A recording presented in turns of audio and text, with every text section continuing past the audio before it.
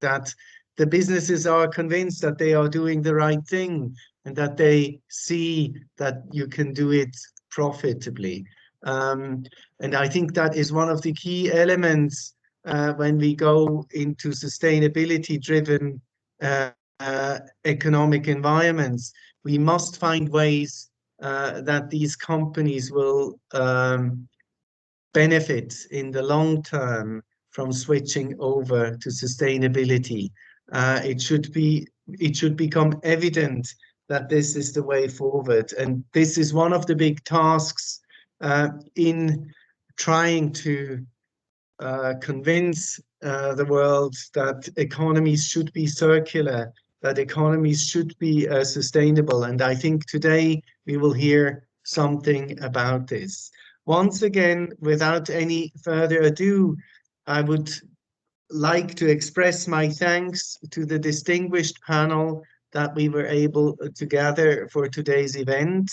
I will not delve further into it, but hand over the floor to our moderator, Professor Dr. Ying Zhang from Rotterdam University. I know that the topic is in the middle of her heart. Professor Zhang, the floor is yours.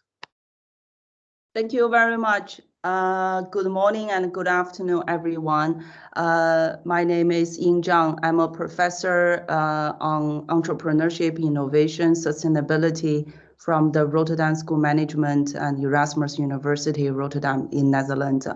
I'm very happy to moderate today's session. As you all know, also introduced by Dr. Urs Lustenberger, sustainability is quite big and also the hot topic right now. But it's not only hot, but it's also very necessary being discussed because it is a holistic moment that we need to really urgently help to change the system from the natural capital, economic capital, and human capital perspective. I would like to mention a few points from the academic perspective that this very urgent drive of the society change calls for not only the individual level to change our behavioral, but also the organizational level, corporate level, and most importantly, holistic society level. So in the list of the sustainability ranking, we know that Switzerland ranked quite high, very top in the world. Companies and citizens are very much sustainability driven. And we are very happy today. We invited a group of front runners in Switzerland, corporates, to share with us the best practice of their experience, how they deal with sustainability, and also the distinguished speakers that they would like to share with us how individual level, corporate level, they help this earth, our Mother Earth, to become better. We have 4 speakers today and 4 companies. DSV, which will be represented by the Mrs. Lindsay Zhang in our panel. And second is a company, Acroma, represented by Handy founder Kirkhoff. And third one is the Tide Ocean Material Company, very interesting, represented by Thomas Schuri. And then last but not least, company Flogan, represented by Tom Clausen. I'm very much looking forward to learn from our speakers. I believe all our audience the same. So I will first give the floor to the company DSV, represented by Mrs. Lindy Zhang. Lindy, please. Yes, good morning, and thank you very much, Ying, for the introduction. I will just start to share my slides. So let me just get that going. Make sure everything is okay. Moving into slide mode. So yeah, thank you very much on behalf of DSV and for this great invitation by the Swiss Asian Chamber of Commerce It's a great honour today to represent what DSV is doing in sustainability. I think you set the scene very well. It's very relevant, and like you said, Ying, it's not just a hot topic, it's not going away, and we need to act on this. So a short introduction from my side. My name is Ying Zhang. I'm the Global Lead for Sustainability within DSV, which is a logistics company. I'm based in Switzerland, in Basel, where the former Panalpina head office was, and I worked for them for 16 years. And of course, as we know, DSV purchased the Swiss company 2 years ago, and it's been a fantastic journey for me to join DSV. Like you said, Switzerland's in the top ranking in countries for sustainability. Likewise, Denmark, where we have our head office, is also very, very high up in the rankings. So I think the title of today's conference is really what we know and how we can act. And I think just to set the scene, companies like DSV and big corporate companies, we need to know what our carbon footprint is, and then we can act. And I think this is a very, very relevant topic. There's a lot of data, and we know what we can do to prevent the climate change. So if we just go on to DSV, if those of you who have not heard about us, we are now one of the third largest global transport and logistics companies in the world. DSV purchased Panalpina. We've now just purchased Jill Logistics, which takes us up to 75,000 employees, 1,300 offices and logistics facilities, and in 90 countries. So there is a huge sort of footprint there of operations. We're also split into divisions. We're asset free, so we do not own any of our own vehicles, just a small amount of trucks. So the main divisions are Air and Sea, Road and Solutions, which is our contract logistics. So I was very pleased to see yours. You're wearing your UN Global Compact badge. So we're also committed and a signatory of the UN Global Compact and the SDGs, and we're based in our headquarters in Denmark. So that's the overall view. We are asset free, but that does not mean that we can shy away from sustainability. Absolutely not.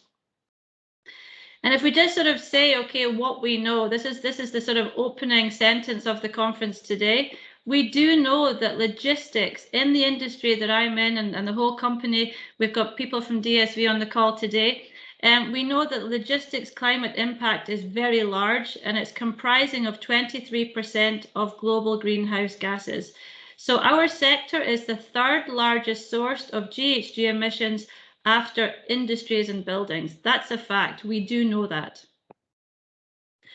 So what we also know is that the freight transportation is made up of 36% of the emissions in 2015.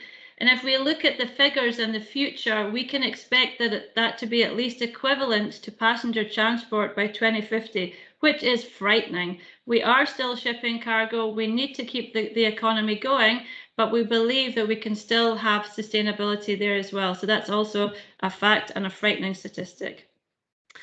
So while 3/4 of freight is shipped by sea, road is by far, and we know that, the dominant source of global logistics emissions, with over 700 million tons of CO2.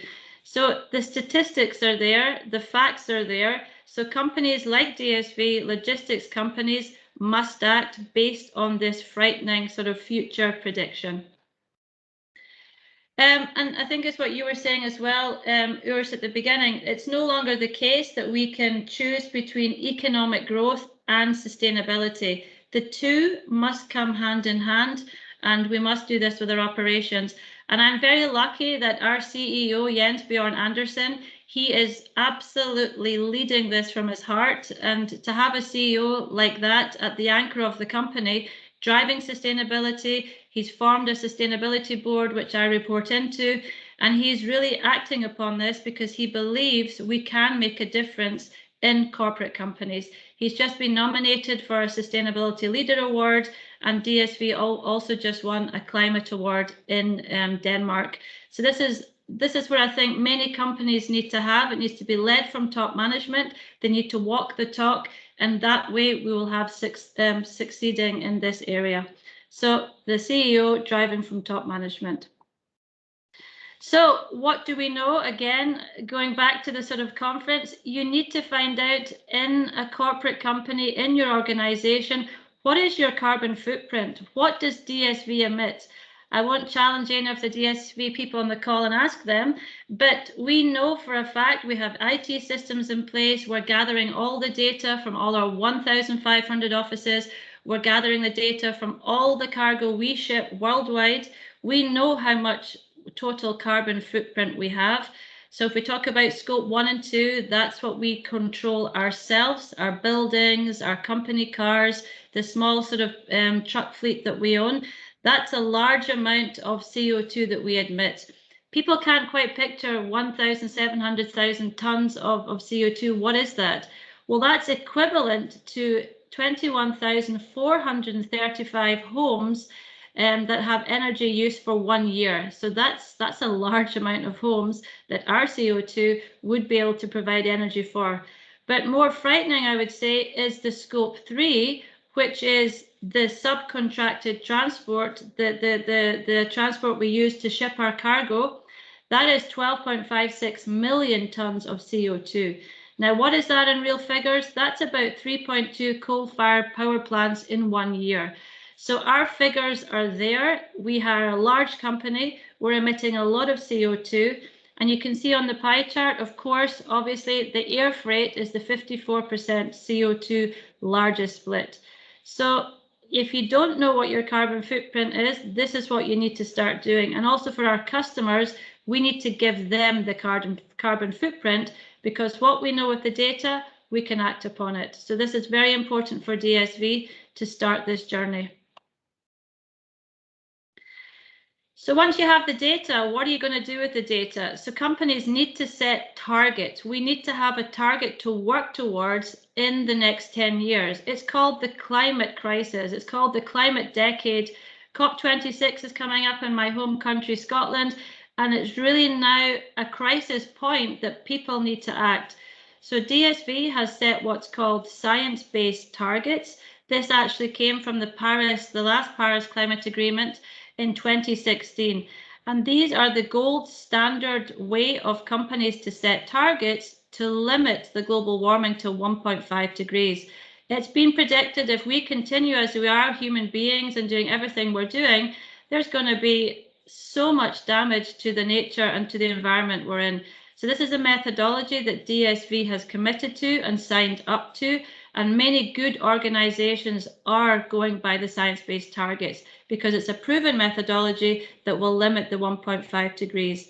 So with the data we have, all that we have with our CO2, we put that into a tool that's provided by the science-based targets, and they tell us, DSV, in order for us to support the limit of the global warming to 1.5, these are your targets.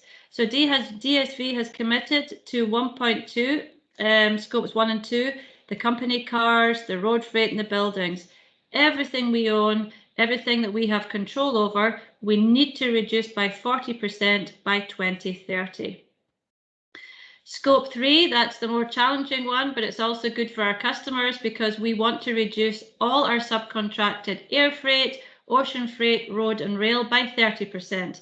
Now that's more challenging because, as I said at the beginning, we're asset free, but this is where we have our biggest CO2 footprint, and we must act upon these emissions. So that's our targets that we're committed to, and my team and the global organization is working towards meeting these targets.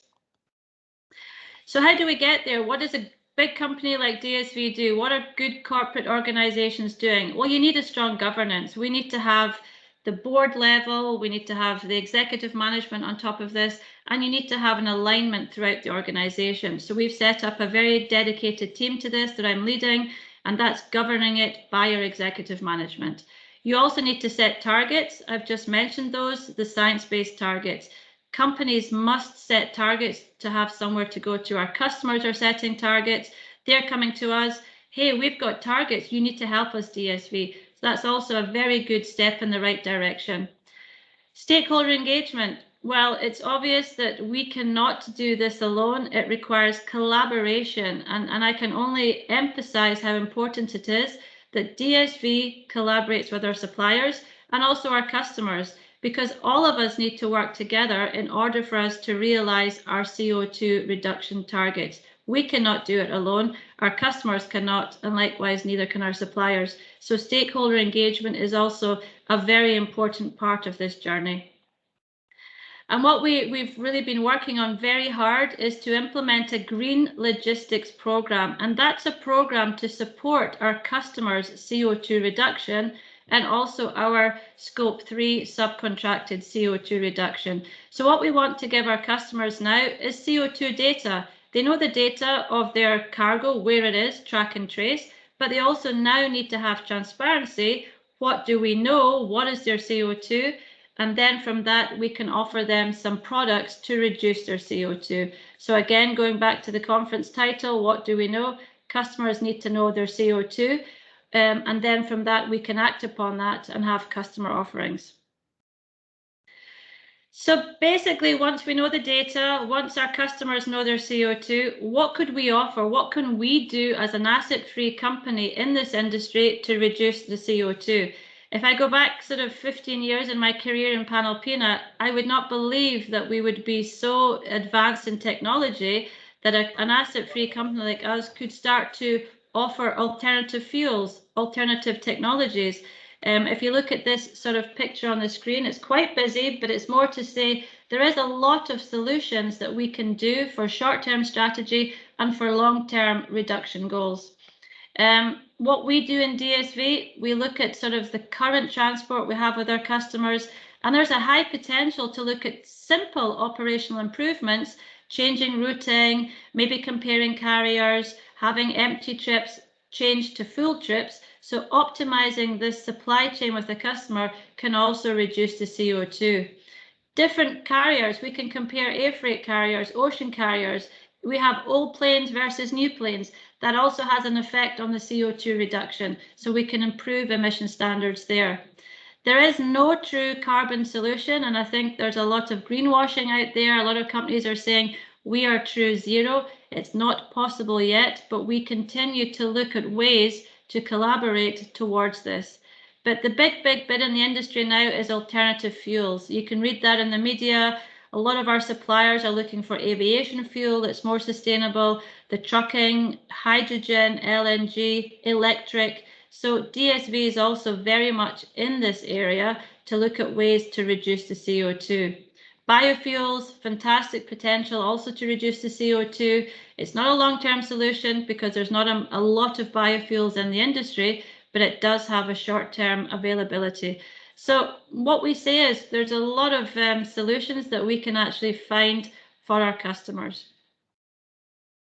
And to sort of narrow that further down, what I mentioned before is this green logistics program. And this is a set of solutions that's going to reduce our Scope 3, our subcontracted transport, and also our customers' CO2 in their supply chain.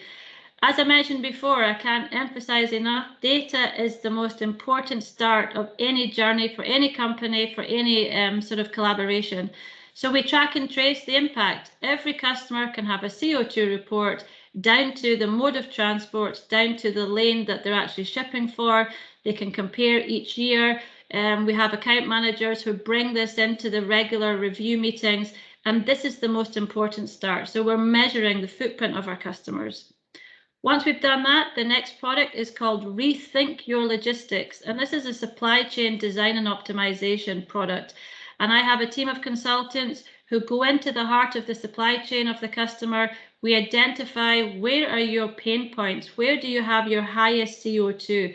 We know the routing, so we can get the data and we say, look, if you change from that flight to that, switch mode from sea to air or use a different carrier, you can have a CO2 reduction. So we challenge the customer, we work on projects together, and we are really the consultants to say, hey, here's what you can do with your current supply chain to lower your CO2. So that's a consultancy arm that we have to support our customers.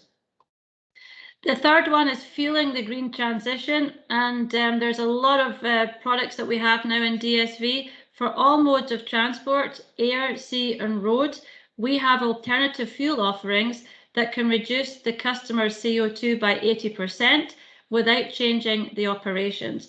We do know right now that in logistics, it's very hard to get capacity, so it is quite hard to be switching carriers. So we have implemented a product that will allow fuel to be replaced, reducing their CO2 without changing their operations. So this is a fully fledged product that I don't have time to go into details today for the time slot, but it's something we do present to our customers as a product as well. And finally, what we do at the very end is we offset that final bit that you can't shift. We have this offsetting for neutrality. We're also exploring alternative fuels and technology. So I think a company can be very innovative. We have a team of research people who are looking what's available. We've partnered up with a Danish company, and we're going to be having our own trucks with renewable hydrogen. So just to sort of say as well, we have to keep up with innovation and keep exploring. And I've talked a lot about the sort of scope 3, green logistics, how we can help our customers. But this is just the sort of last couple of slides to mention that our buildings as well, we need to work hard. We are constructing top new buildings that are very green. Renewable energy is going to be a prerequisite for all the buildings we construct. The staff who have company cars, well, that's going to change. We have 100% target to have a company car fleet, a green car fleet by 2028. And looking at different car models, we have a policy. So these are also things we can do with what we control. And I'm aware of time, so I'm just going to move to the sort of takeaways. So I think the main sort of message I would like to communicate today is logistics climate impact is growing, and we are the third largest source of emissions after industry and buildings. So we need to act fast. It's really, time is ticking. We set our targets 2 years ago. We've now got 8 years to go. We've set these targets. It's been validated, and we need to keep continuing implementing projects and working on green logistics.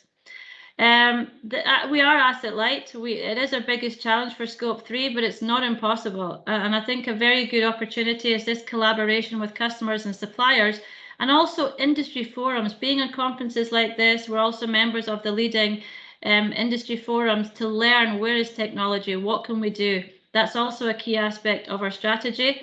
And finally, as I mentioned, R&D. The world is changing fast with new technologies and new fuels. And this is where we're also looking at to accelerate our decarbonisation.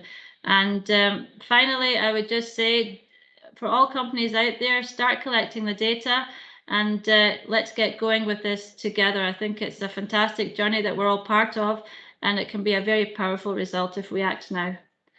So thank you very much, Ying. I hope I haven't gone over my time too long, but thank you for the opportunity to present. Happy to take questions on the chat if needed. Yeah, thank you very much. Thank you, Lindsay. It's very, very detailed and concrete plan I can see from DSV. Before we move to the next speaker, I would like to ask our audience, if you have any questions, please feel free to tap your questions in our chat box. We will try to select your questions if we have time afterwards. And Lindsay, I will give you a question. Maybe you can answer quickly. I see that the process DSV applied are very detailed. I have to say it's even more detailed than what we can see from the textbook. So it's very good practice. My question is, what is actually the major concern in your company, also in your sector, regarding the sustainability, regarding the process you already mentioned? Yeah, I think the concern is the cost. I mean, these fuels are very expensive, and it is still, these costs need to come down in order for us all to be able to manage this. I mean, we are providing the resources, we're going into this, but I would say the cost is still challenging because there's not enough of these alternative fuels on the market. And until we get that growing, I mean, for sustainable aviation fuel, not every airport has this fuel, so it's very, very limited. So we can only go as far as the sort of technology is advancing and the cost. I would say, in a nutshell, that would be the most challenging aspect I see right now. Yeah. I think your experience wouldn't be the only one independent experience in this sense. Maybe we can hear the other opinions from other companies. So let's quickly move to the next company, Arikoma, represented by head founder Kirchhoff. Please, the floor is yours. Thank you very much. It is a great pleasure when I received the invite from the Asian Chamber of Commerce to speak to you today. I'm trying to move the charts. Do you see the presentation? Yes, we can see. Somehow I can't move the chart. Just 1 second. I need to try and do it again.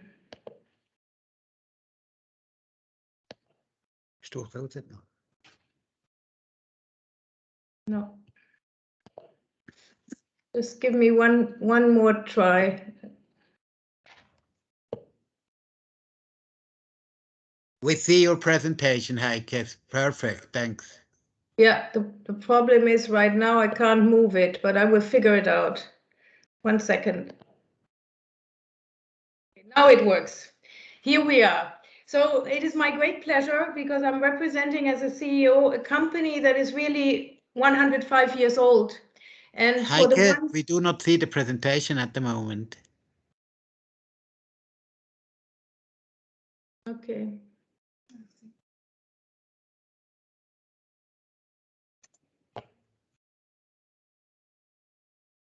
Don't see it. I'm sorry. We'll try one more time.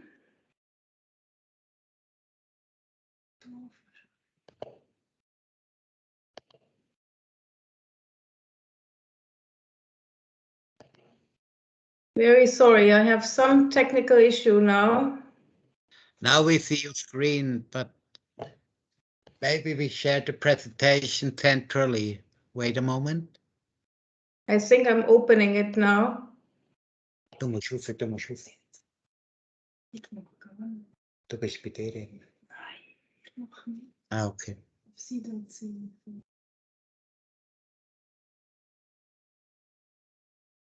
Yeah, it's perfect, perfect, we see. Now you see it, huh? Yeah, now in presentation. Yeah. Thanks, yeah. Very sorry for this. So as I started, I'm delighted because the company is over 105 years old. It came from Sandoz, that many of you know. Then it was the home in Clariant, and private equity SK Capital bought the part from Clariant that is textile, paper, packaging, and emulsions for construction in 2013. So we just celebrated our 8th birthday. We have 2,900 employees. We have 26 production facilities, 52 locations, and are in many countries, and it's very diverse. I'm delighted to present today because 40% of our turnover is in Asia. Europe is also very important to us, and the Americas as well. So we are a truly global company.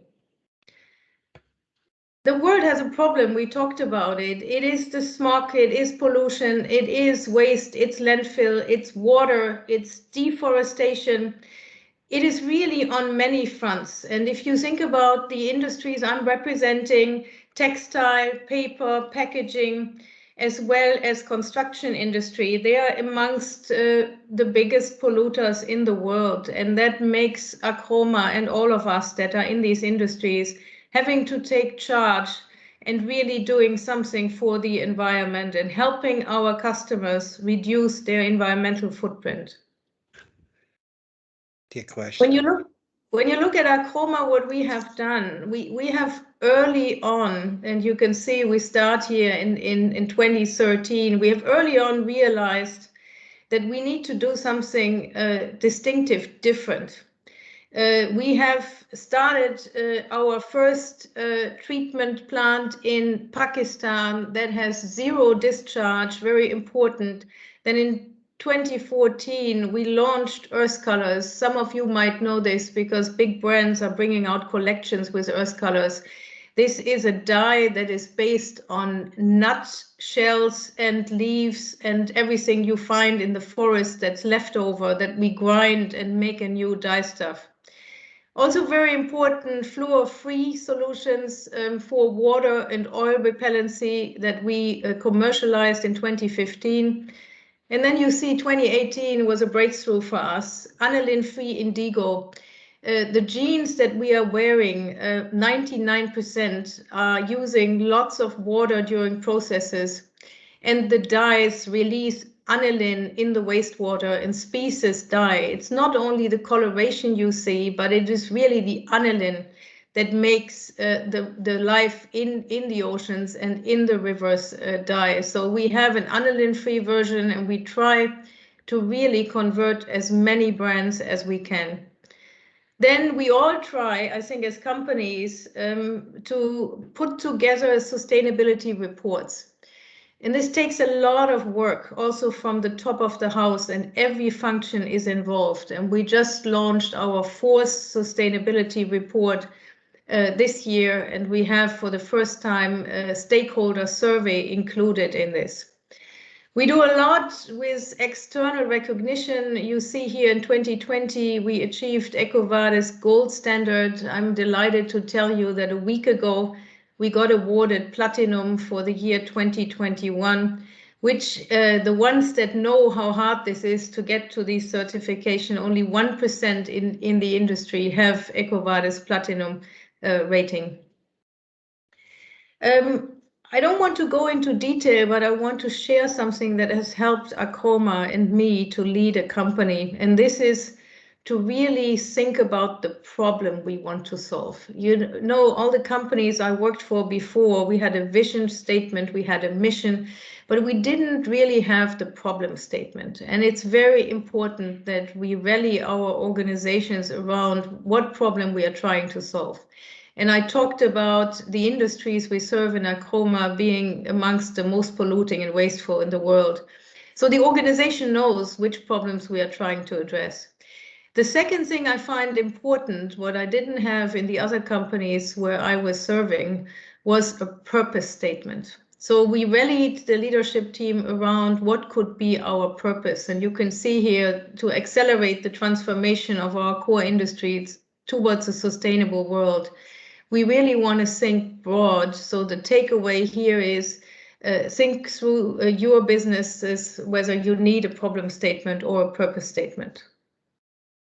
This is a very busy slide, but I'm showing it to you in order to highlight the complexity for any organization. We do extensive training with our organization on scope 1, 2, and 3, so that our teams understand our responsibility.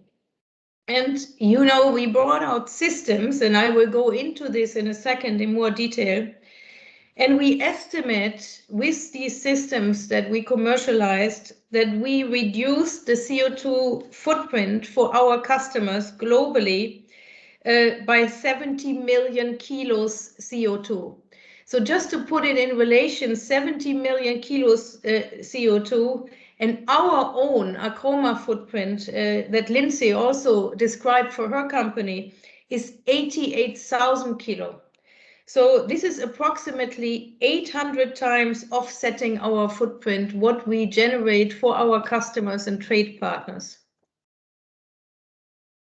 I wanted to share with you the key enablers, and I call them almost 4 strategic pursuits.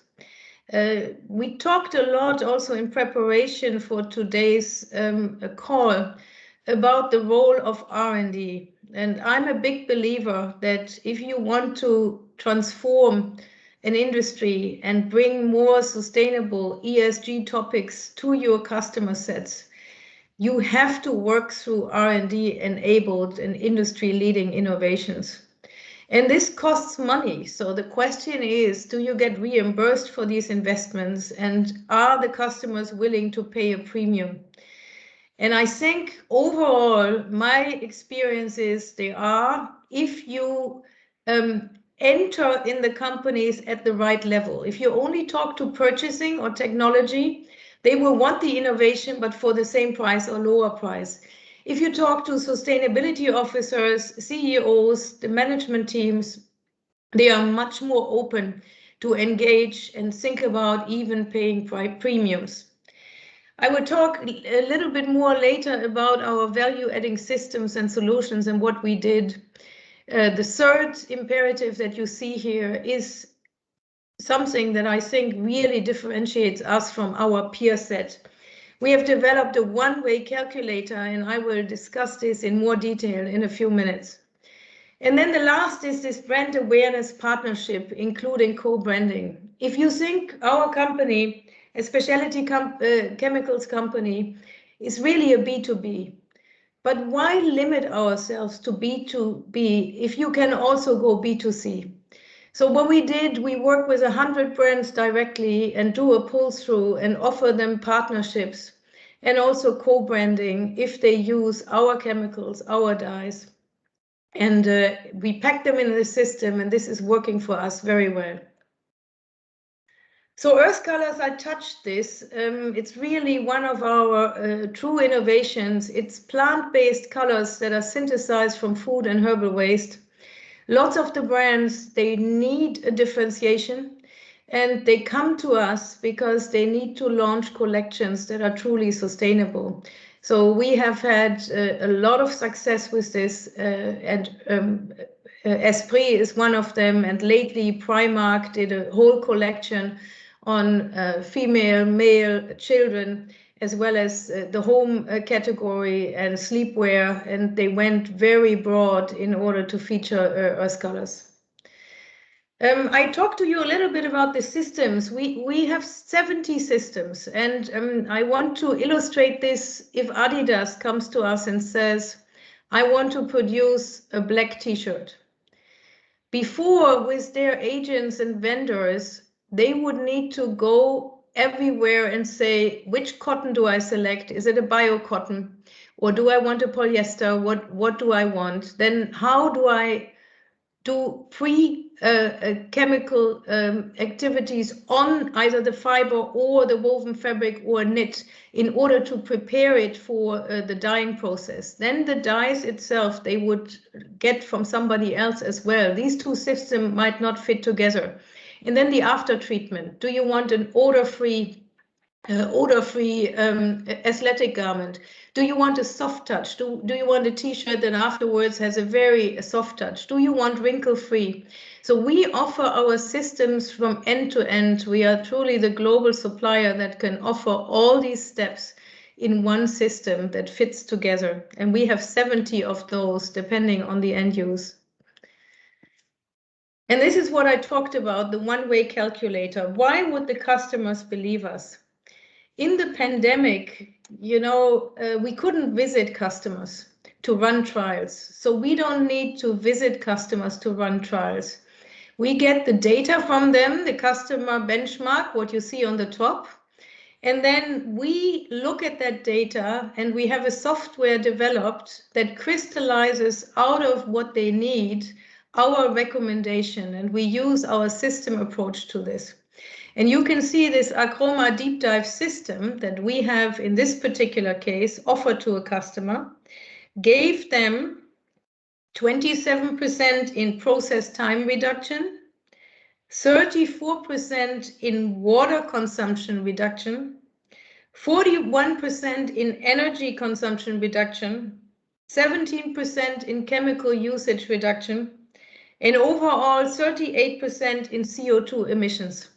So we give them both. We give them a cost saving that we share amongst the two parties, us and them, but we give them true also cost savings and the sustainability savings in one. And this is why I think it's a very successful value proposition.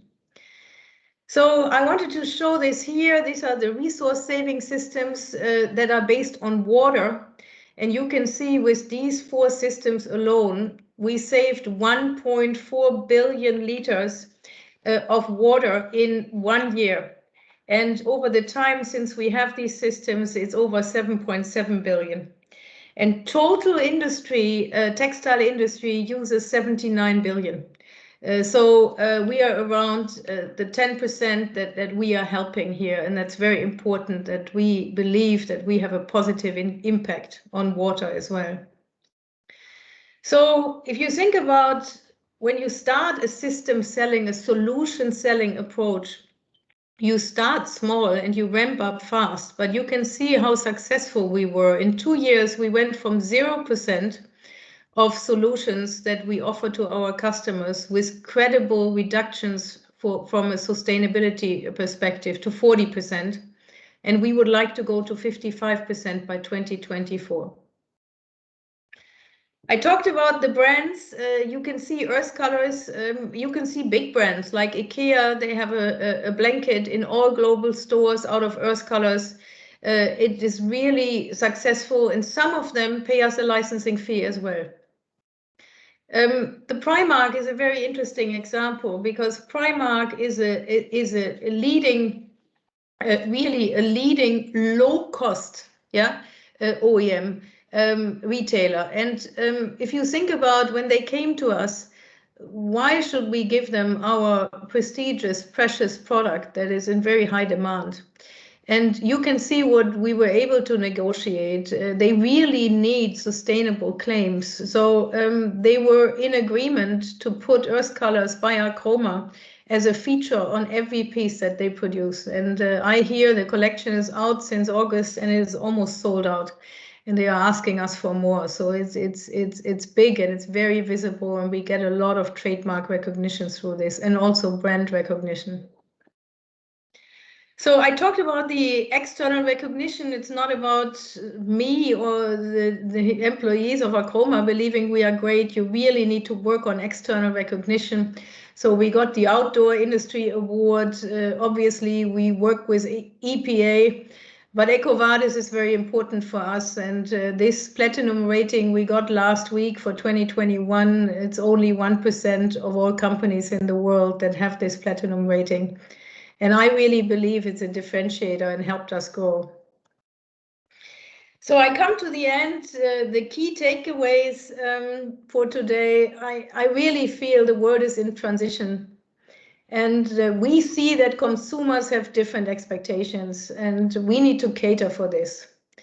We started the journey early in Archroma, but even if you haven't, I'm a big believer it gives you a competitive edge, even if you start only today.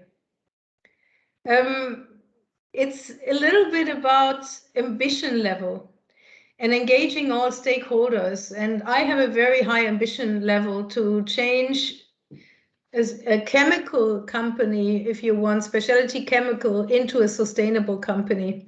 I know it's a very high ambition, but only if you believe in it and you make the steps. And for example, look at every CapEx investment and steer it towards sustainability. Only then you are really walking the talk. The other thing you saw with the one-way system, what gets measured gets done. We do a lot of scope 1, 2, and 3 measuring, and we need to intensify this. And I think when you measure, you start to see that you have to articulate a target. And then my last plea is a strong ESG commitment does not have to come at the expense of solid financial performance. We can clearly see that our sustainable systems, what I showed you, this 40% of our turnover makes higher margins than the base business. So with this, thank you very much. Thank you very much. Thank you, Heidi. It is really an impressive solution package for sustainability. I can tell from your company, you really think thoroughly through how to become sustainable for this planet, especially your enablers. Very impressive. I have a quick question give to you. In order to help you achieve your ambition, what would be your key message to your stakeholders, let's say government, customers, and your peers, and also maybe your competitors? What would be your key message to them? We are in this together. Yes, we have competitors, but I think if a whole peer set moves the transformation together, not only believing in it, but making sure, I give you one example, Levi's, for example. 99% of the jeans that Levi's has on their shelves are with aniline, and species die and they use a lot of water. So when we came to them and said, we have an aniline-free version and we would like to work with you that you also position this, They said we can't, because then the consumer would know that 99% is polluting and only your 1% is not. I said, why are you not going to an aniline-free range overall? So I think we need to work through NGOs. We need to get help as an industry sector. Solutions exist, and we need to make this public, that big retailers, they shouldn't only greenwash and talk, but they should also act. I totally agree. I think next time if I go to the shopping, I will definitely buy the brands you collaborate. Okay, let's move to the next speaker, Thomas Scurry from the Tide Ocean Material. I very much look forward to this interesting story and interesting solution. Please, Thomas.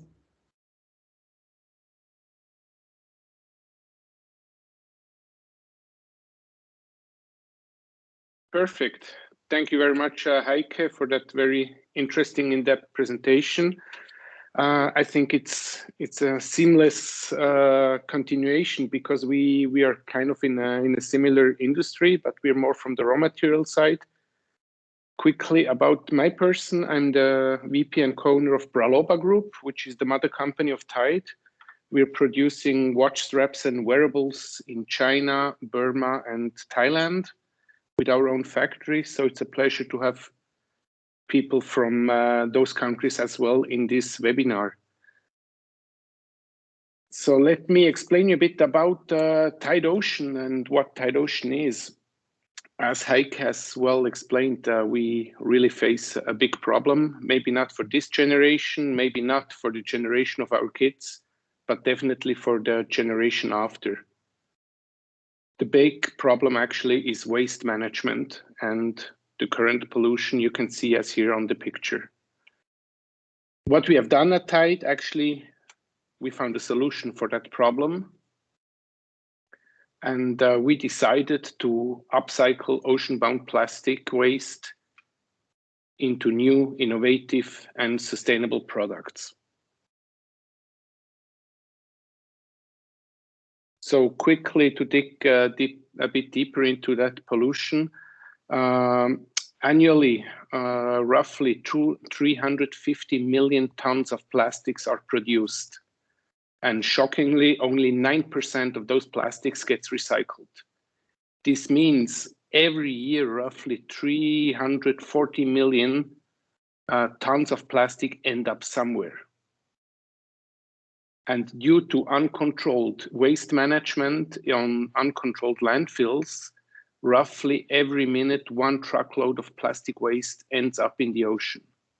So it's not that people are throwing the plastic into the ocean, as many people think. The fact is, it's mainly a government problem, that very little countries have a proper recycling system, means it ends up on a landfill close to water, and then with the monsoon or with the tide or with the wind, it ends up in our beloved waters. So solutions are urgently needed. Otherwise, the ocean will contain more plastic than fish by 2050. And this is not just a number. This is actually a proven study by the Ellen MacArthur Foundation, really proving that we're running into a problem.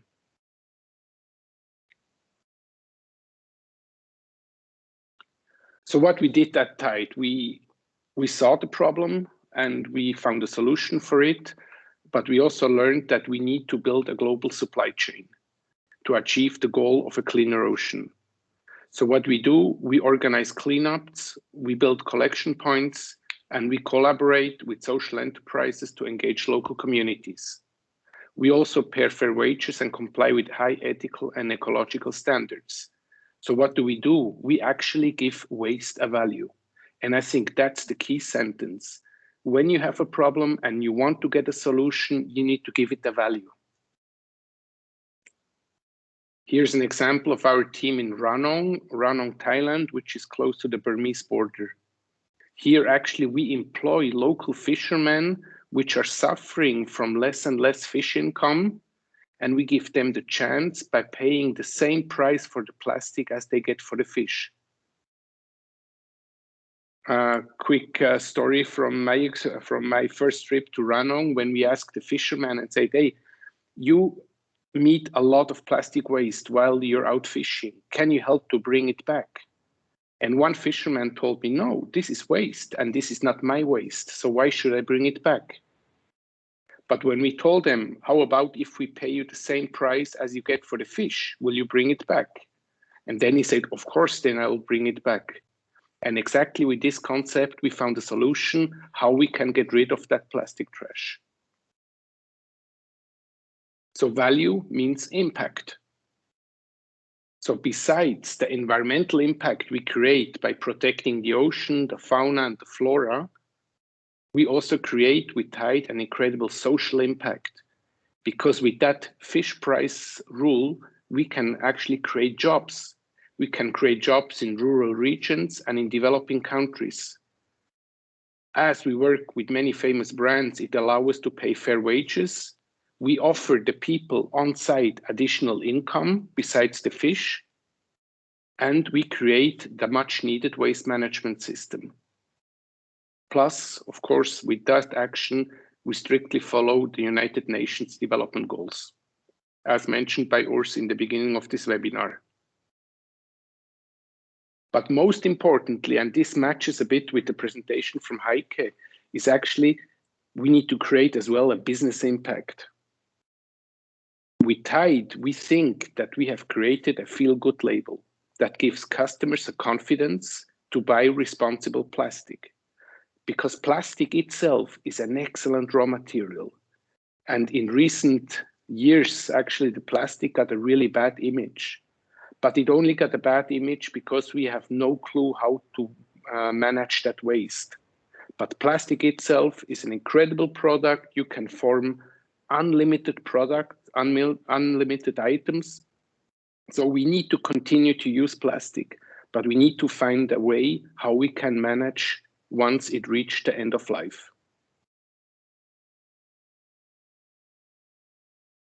So where we see Tide, I'm sure you're all familiar with Max Havelaar or with Gore-Tex. Gore-Tex became really famous for technology-driven raw materials. And Max Havelaar got really famous by social-driven solutions, means protecting the farmers. And this is where we see Tide. We're a little bit Max Havelaar, but we're also a little bit Gore-Tex. So our aim is that we are the first label of responsible plastic consumption. Here's some impressions from our on-site activities. I'm sure you have heard a lot about ocean plastic, and I'm sure you also heard about the word ocean-bound plastic. So what does this mean? This doesn't mean this is an excuse that not all the plastics coming from the ocean. Because most importantly is when the bath tube is overfloating, you need to turn the tap. And this you can only do when you get control of the uncontrolled landfills. So where we collect is, of course, in the ocean itself, but also in inflows, such as rivers, along the coastlines, such as beaches, but most importantly are the uncontrolled landfills. Because we need to prevent that new plastic enters the ocean. Our business model is not getting raw material from the ocean. Our business model is preventing the plastic going into the ocean. So that's why we focus on 100% ocean-bound plastic, and we do not use any virgin plastic at all.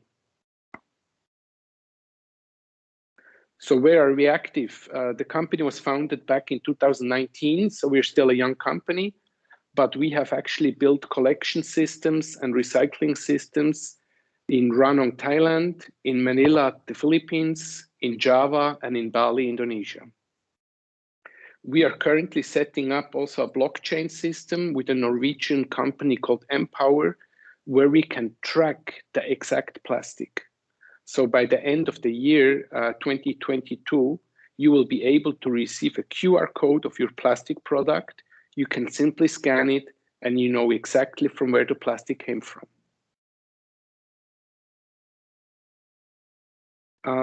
We are also actually happy to be a proud partner of the United Nations SDG. In 2020, we have been elected as one of the most valuable startups in that sector.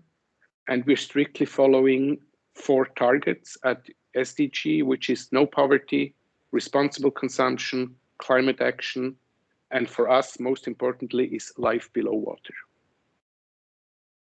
Tide is also certified, of course, with the global recycling standard, the claim standard, and all managed and overseen by Control Union.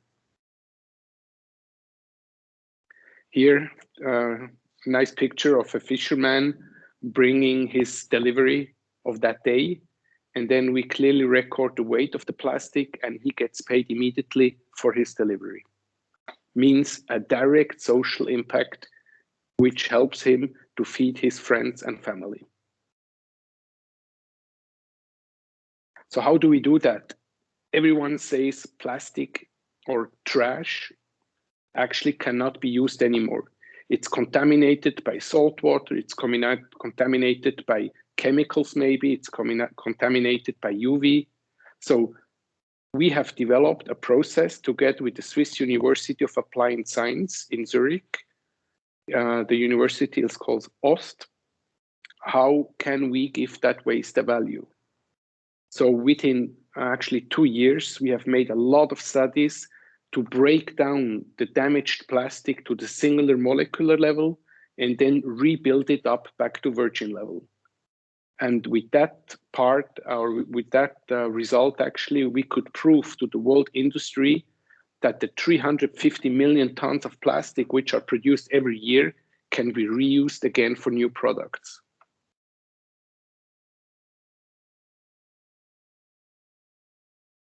So what do we do with our plastic? We collect and upcycle. So first of all, and this is our core business, we're doing granules. Granules can be mainly used for injection, but it can also be used for yarn extrusion. So means our Tide plastic can be used in any hard plastic product, but it can also be used in any textiles.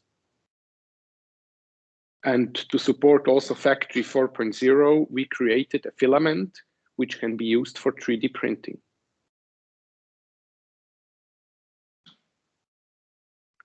Here is a proof of concept of some existing clients which actually have successfully implemented our raw material into their product portfolio. And we have a lot of onboarding clients which are in the transportation, IT, hospitality, fashion and lifestyle, automotive, and sport industry. So it gives us kind of a proof of concept that it's not only the raw material which works, it's also the brand which appreciates, besides the environmental impact, also the social impact, plus the strong business impact we can create. Because this is a big chance for every brand to communicate a transparent story of the source of their raw materials. Here are some pictures of other products we made, like watches, notebooks, and jewelry. But even if you go on an industrial level, plastic can be used. For example, for sport floors. We have developed a special tile which can be used in stadiums.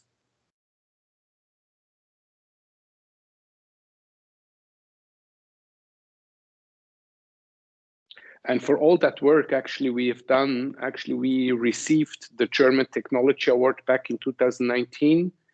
We got remunerated with the Swiss Plastic Awards in early 2020, got elected by the UN Ops, nominated for the Schweizer Umweltpreis, that's the Swiss Green Award. And for the whole business concept, we got the International Business Award of HKB in Hong Kong. And this actually has proven that our concept and our label and our approach gives waste a value.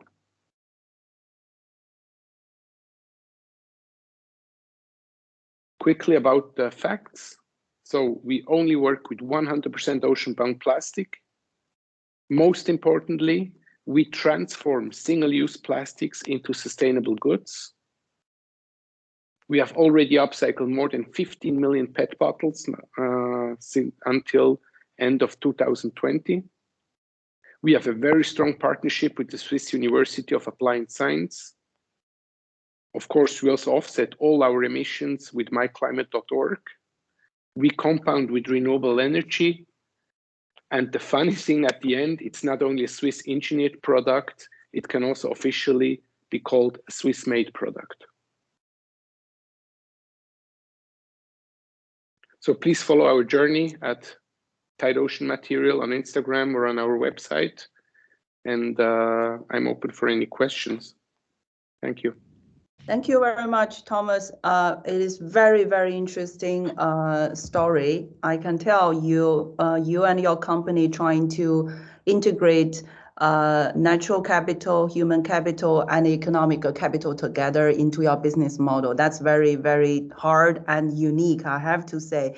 My quick question to you is, during your journey, what is the biggest challenge for you in this path of sustainability? And, you know, in our audience, we have a lot of friends from Asia. What would be your, you know, call? How can we help you to achieve your mission, help your company to achieve your mission? Yeah, there are, of course, multiple challenges we face during that journey and also on our ongoing journey.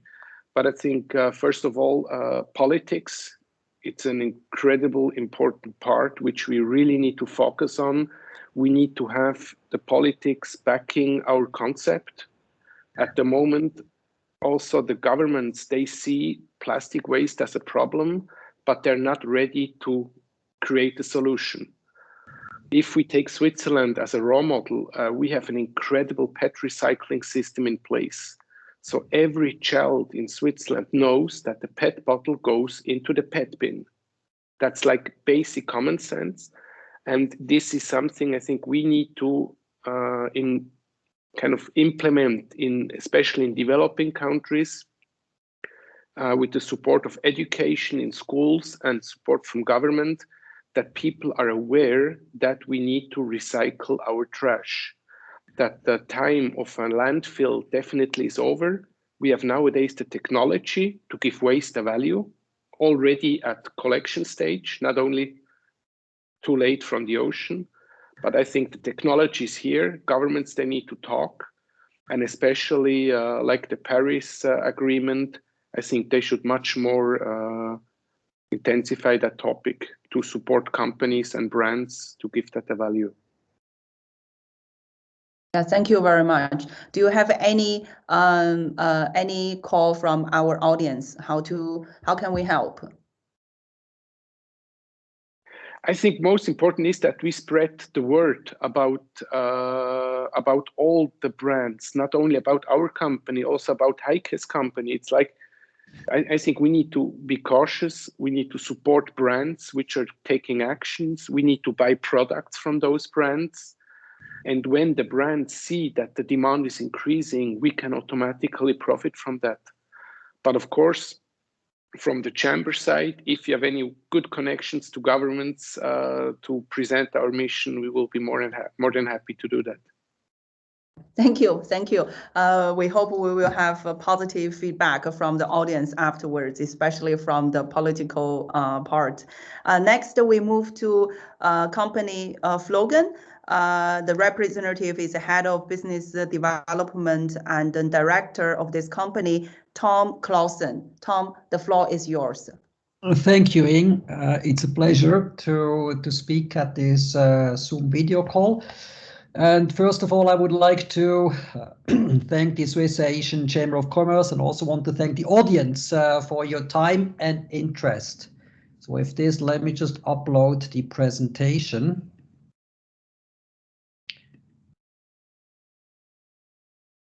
Do you see the presentation? Yes, we do. Okay, very good. So let me just put it in presentation mode. Okay, very good. So the name of the company is Flogen, and we are an innovative enabler to help reduce CO2. So I bring a new dimension basically to all the presentations, the wonderful presentations that we have heard so far.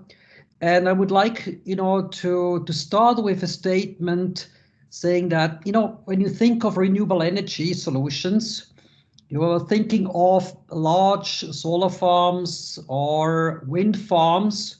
But then the question is, how sustainable are these large-scale renewable farms? Or the question, is this approach sustainable in the future? So with this, I know it's a little bit a busy slide, but let me just try to pinpoint the challenges that we have in the renewable energy space. And we need more renewable energy resources because of the CO2 reduction that we have most countries subscribe to, but also the fact that some countries shut down nuclear power stations as well as fossil power stations like gas and coal. So the issues that we have with these large wind turbines, for example, or solar farms, they are complex, capex intensive, they spark resistance, environmental concerns, and you need to have high power transmission line to transport the electricity, let's say from the North Sea to Switzerland, or from a solar farm in the mountains in Switzerland to Zurich, Geneva, Basel, wherever the electricity is actually consumed. So we did 3 years of market research. And the conclusion of the market research was that we think, we are convinced that we need more flexible solutions. We need solutions where you can produce electricity where you need the electricity. And flexible solutions in the sense, customers, like the companies that presented today, or their clients, they have all different needs. But is there a way that we can offer them solutions so that they fit the needs that they have? Furthermore, the solution should also lead to less dependency. We have a lot of dependencies on the large utilities. They are monopolies or quasi-monopolies. And the tendency is, although we still have fairly low electricity prices most likely will go up. Particularly, if you have oil or coal, particularly oil and gas, we have seen the last few months how rapidly gas prices and oil prices have shot up. So with this, it would be fantastic if we had a wonderful technology to help help companies reach their sustainability goals, help them to reach their profitability targets, have an attractive return on investment on the asset, and at the end of the day, most importantly, help produce CO2. So how do we do this? So let me give you an introduction into basically FlowGen. So we are not coming from the wind industry. We are not coming from the renewable industry. We are coming from the automotive/automotive racing industry. And over the last few years, we have developed a highly efficient small wind turbine that is very, very aerodynamic. And we use materials that have been used in the automotive, particularly in the automotive racing industry, for many years. So we have developed this wind turbine together with a Formula One team. So what is so game-changing? And there are a number of bullet points that you see on this page. But I just want to highlight, a few of these bullet points. So our diameter is 5 meters. Thomas, can I interrupt you quick? We do not see your presentation mode with the first slide. Okay. Let me do the following. Oops.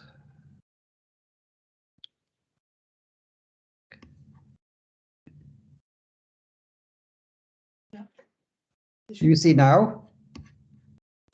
Yes. Now it's perfect. Thank you.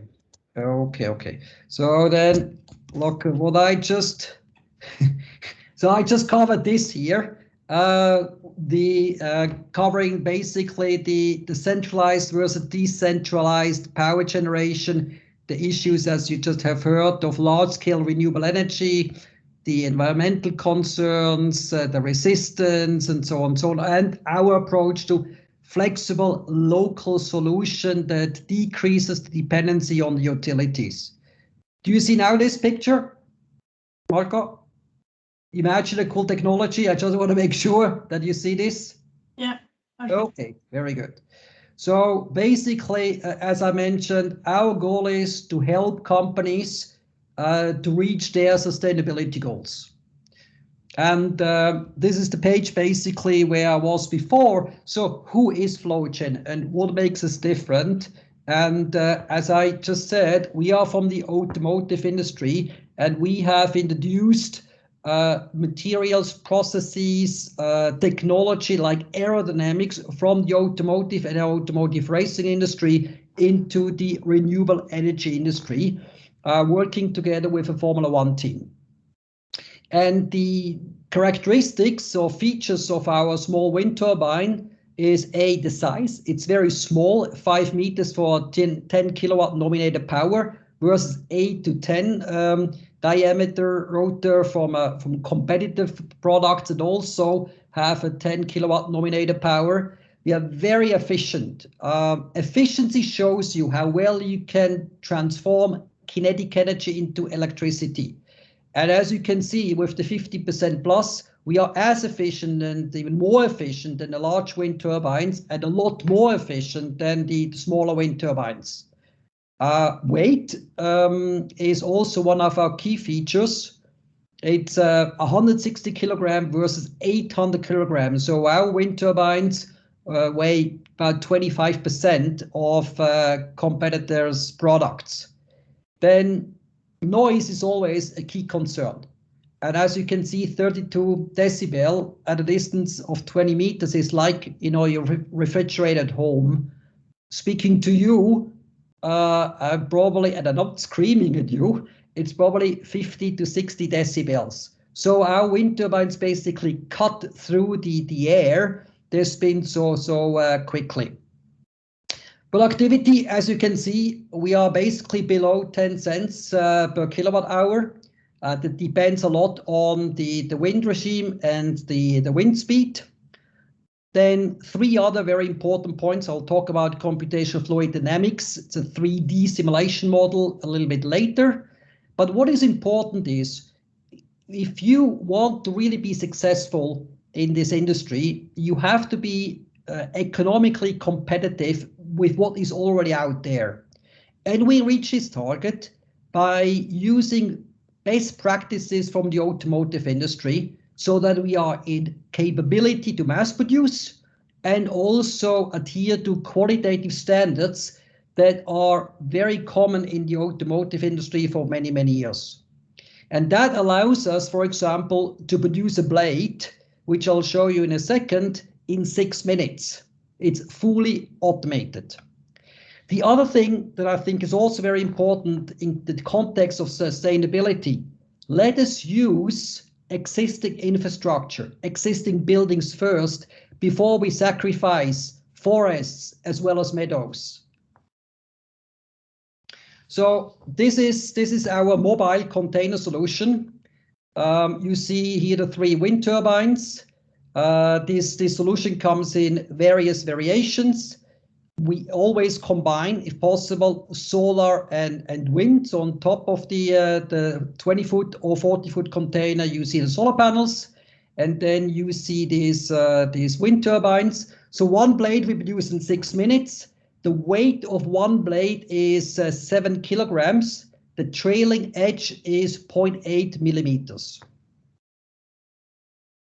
And this is a solution that can be built up in 5 hours and is a very interesting application for remote areas or construction sites where you need power, let's say for 3-4 months, while you have the construction of 6 to 12 months. These are interesting solutions, and we also see a lot of demand for these solutions from Asia as well as from North America as well as Europe. This is a visualization. So there are 2 basically key directions where we are going. One is helping companies reduce CO2. The other direction is to help companies, particularly the automotive companies, to build out the EV charging infrastructure. You know, more and more EV cars or electric vehicle cars or trucks on the road, but we have very few charging infrastructure locations. And if you look at the existing grid can hardly absorb, you know, the peaks that are created when lots of people charge their car during lunchtime or in evenings. So this is one of our solutions. I also want to show this picture because we are not just using steel and carbon. If we can, we love to use wood. In Southeast Asia, this can be bamboo. In Europe, it's a different kind of wood. And we have done all these statistical calculations as well as dynamic load calculations to make sure it works, and it does work. So computational fluid dynamics. When you look at the wind industry, they use these measurement masts to find out whether there is enough wind at a particular location. This takes 12 to 18 months. We can do this in 2 days. So how do we do this? Again, we're using tools that have been in use in the automotive industry, particularly in the Formula 1 industry, for many, many years. It's called CFD, or Computational Fluid Dynamics. It is a 3D model. And in this 3D model, we basically feed 10-year satellite data, solar radiation, and then create a model. Here you see San Francisco. The more red, the more wind you have. This model also takes into account the surface of the building. It takes into account the impact of buildings around the location where you think of installing a system. It takes into account the impact of bushes and trees. We can capture entire islands.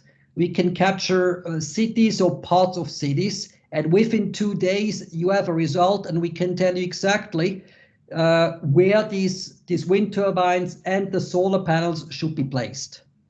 This is the base for our calculation, because at the end of the day, we need to deliver an economic benefit. And this is the base. It gives us the economics. It also gives us the mix, the optimal mix between solar, wind, that then determines how much storage do I need to buy. And storage is still fairly expensive. So you may, if you can, buy more solar or buy more wind and decrease the storage to some extent. Local scalability. Scalability is very important. I said, that we have different clients. Here, this is an automotive company that we are working with. We have an LOI from this company. And what they said is, we have an existing infrastructure. We want to make sure that we can first use the existing infrastructure and use the electricity where we need the electricity. So we don't need these high power transmission cables. Our applications, this is an industrial application. We're working with telecom tower companies that have been using diesel generators, for example, and there are all kinds of other industries that we are working with, but scalability is important. This is now 0.5 megawatt. We can go as low as 20 kilowatt. We can go as high as 50 to 100 megawatt with our scalable solutions. Now, one thing that is also key for us, and I think more and more key for our clients, why don't we combine solar and wind? Most of the time you either just see solar or you just see wind. But if you think about it, and if you step back, the sun doesn't shine during the night unless you are in Norway in summertime, or in another country that is way north, or in wintertime way south. But where we all live, we have days and nights. And so we are very big believers that the combination of solar and wind makes so much more sense than if I just focus on solar or if I just focus on wind. Furthermore, if you just focus on solar, you need a lot of space. And I don't think that we and our future generations want a planet that is covered with solar panels. Then this is also part of sustainability. We focus on local jobs. We want to create jobs in the countries, be it in the Philippines, be it in South Korea, be it in the US or in Europe. We think this is part of a sustainable business model, that we share the value creation with the people that are at the sites of the destinations, of the locations. And then we were talking about data. For us, it is very important that we create data, and there are two sets of data. And therefore, every system has two families of sensors. One family of sensors basically captures the data that measures the real-time performance of the system. And the other family of sensors, they measure weather-related data from fine dust to wind direction, wind speed, solar radiation, and so on and so on. This information is uploaded and we can then create forecasts. Why is this important? It's important because you would be surprised how few weather stations we have in this world, particularly in emerging markets. And with these systems, we will have very, very granular weather data. And this weather data is important for local governments, for fishermen, for farmers, but also more and more for insurance companies, since they have to measure somewhat the impact of the climate change on their risk model. So there are many, many opportunities, and we really have to prioritize our opportunities. Nonetheless, there are also a number of challenges, and it's really sad, I must say, that we sometimes face enormous challenges. And one of the challenges is we talk a lot about green energy on the EU level or on various other levels, but when it actually comes down to implementing a project, it is amazing the type of hurdles that you have to overcome. And one of these hurdles is bureaucracy. There's so much bureaucracy. There's also not much interest of utilities to help you, because you are a competitor. Because we basically focus on decentralized generation of power. So we take some of their business away. And therefore, we are not always very welcome. This is the case in emerging markets, but this is also the case, for example, in Europe. The one country that is at the forefront and really aggressively or proactively implementing decentralized generation of power is the US. Now, no cost benefit, no change. I can tell you our experience has been, if you match the electricity costs, for example, of an automotive supply company, they will say, look, we stick with the existing electricity mix. There is no need for us to change. Fortunately, we are in a position, because of the capability to mass produce, that we can offer attractive costs. And these are costs, electricity costs, that you lock in for the next 20 years. So they have a visibility, a long-term visibility that helps them in their cash flow planning. And the last challenge, again, it's very sad, but with the eruption of COVID, there is hardly any financing, or it's much harder to get financing for projects in emerging markets.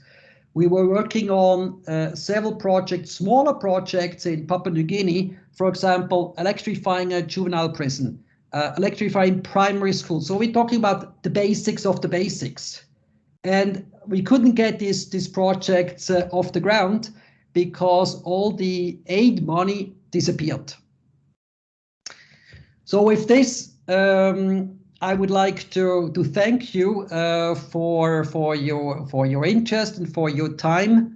And although I finished the presentation maybe with a negative note, talking about these challenges, we are very motivated to help make this planet greener and to implement the solutions where we can in emerging markets as well as in the industrialized countries.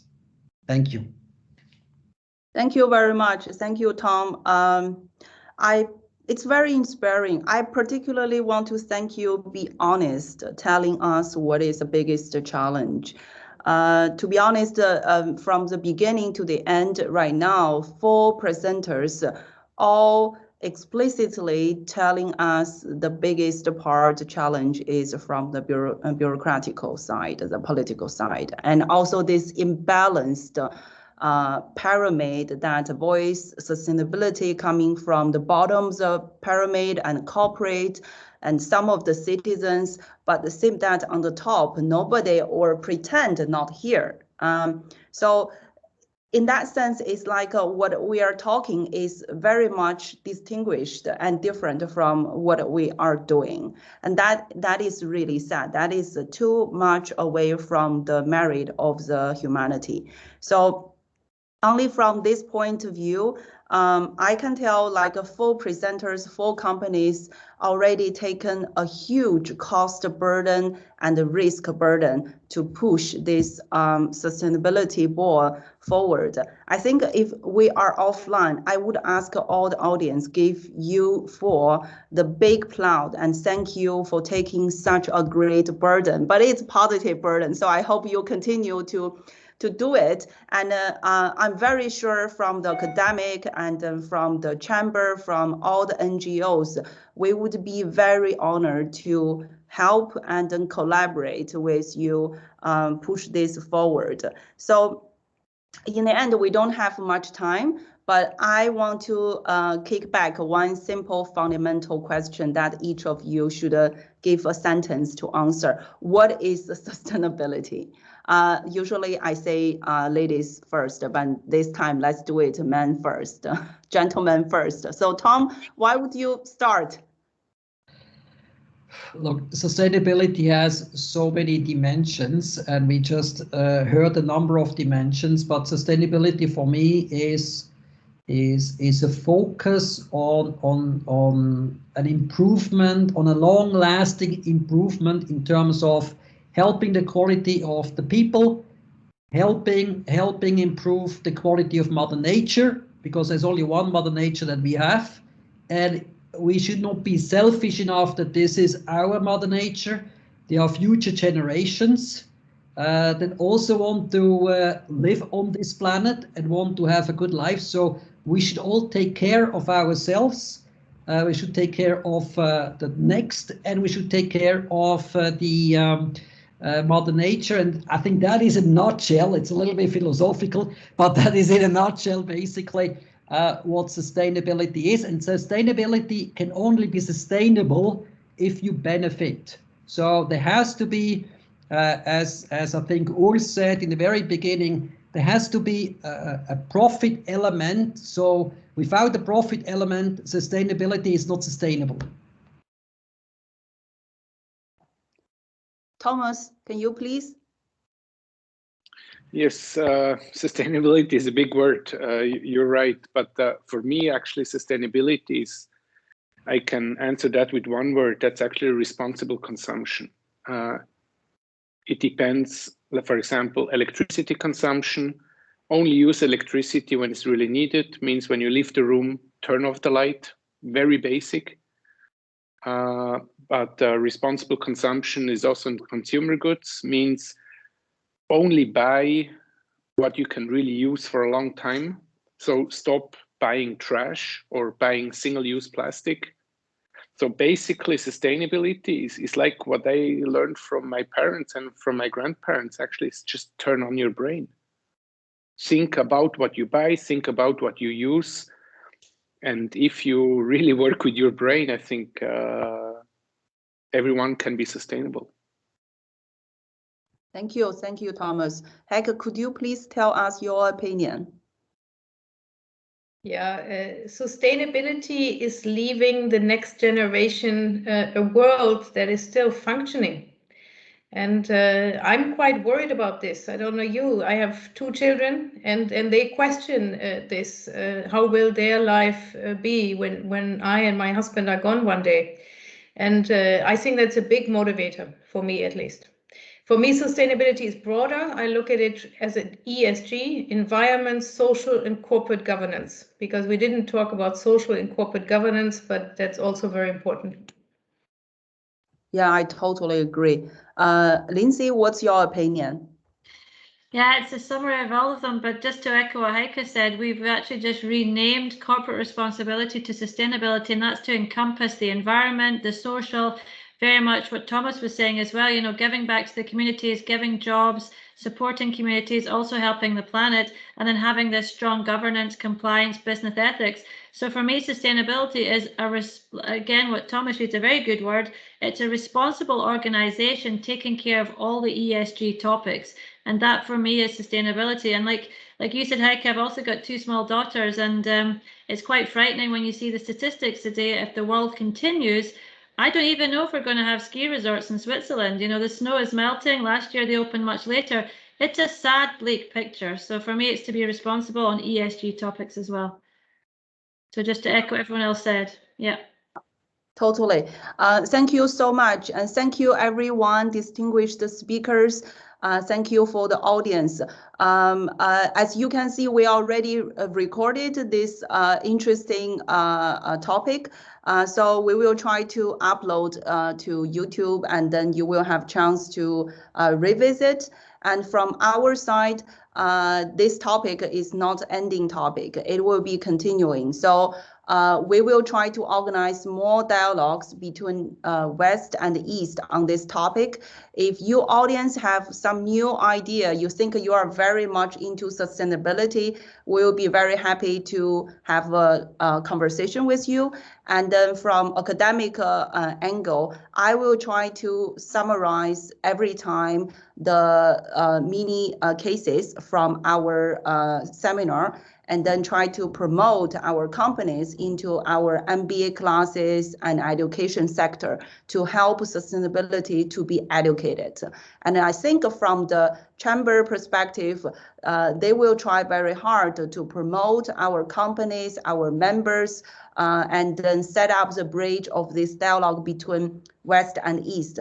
So we want to say we thank you very much, and we hope to see you next time in the next series of the sustainability topic. Thank you. Have a good day. Thank you. Bye-bye. Thank you. Bye. Thank you so much. Thank you. Bye-bye. Thank to all speakers. Thank you so much for everything. Great presentations. Thank you so much. Thank you. Goldie. Thank you. Bye. Thank you. Bye-bye. Bye. Bye. Thank you.